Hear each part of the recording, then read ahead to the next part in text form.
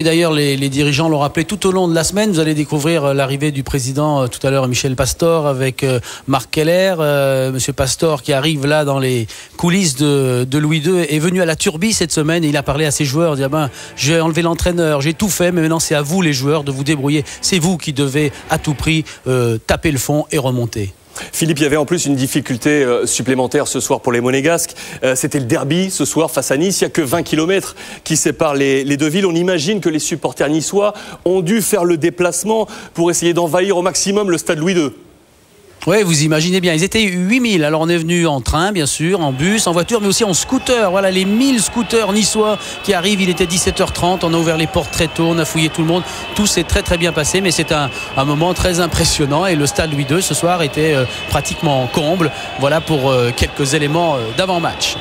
On va aller vers, je vous montre le palmarès d'ici, de l'AS Monaco, qui avait des joueurs crispés ce soir. Voici tout de suite le résumé de cette partie avec un stade Louis II, donc en folie. Voilà l'entrée des joueurs et les Niçois qui ont mis l'ambiance, bien évidemment, dès le début de cette partie. Mais alors, on a une première mi-temps atypique à vous montrer. Si on vous montre Loris en difficulté, là, c'est pas simplement pour son beau maillot jaune. Regardez bien le vert par terre, le vert de la pelouse de Louis II. Loris s'en plaint. Au bout d'un quart d'heure, voici dans quel état ce soir était la pelouse du stade Louis II, avec cette terre là très meuble, et voilà le genre de ballon qu'on a vu, le genre de geste dans cette première période. Même Fred Antonetti, l'entraîneur niçois, s'est plaint en disant il faut presque arrêter ce match, et c'est très très dangereux. Bon, le match va bien sûr continuer, très peu d'occasions, aucun tir cadré pour Nice et pas de tir cadré non plus pour Di Vaio et les Monégasques. Ce sont deux équipes très crispées qu'on voit dans cette première partie de la soirée.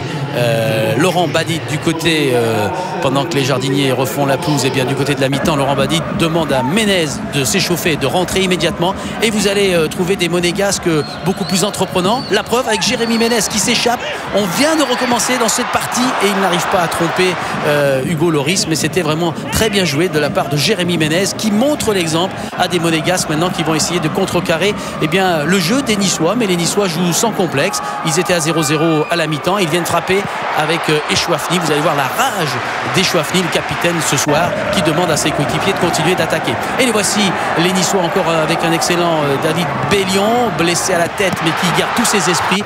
Et là c'est Koné qui est tout près de battre Flavio Roma. Excellent arrêt réflexe sur sa ligne de Flavio Roma. C'est un match qui gagne en intensité, en engagement. Maintenant on est loin de la première période, il y a des occasions, et cette nouvelle occasion pour les Niçois avec Koné encore, la frappe de Koné, et il faut les deux paumes vraiment offertes de Flavio Roma pour repousser encore ce ballon. Vous voyez dans ce match des Niçois qui sont entreprenants, des Niçois qui essayent d'attaquer et qui vont revenir une nouvelle fois tout près de Flavio Roma, qui pendant ce quart d'heure, là on est à 20 minutes de la fin de cette partie, quart d'heure très difficile pour les joueurs de Laurent Badit.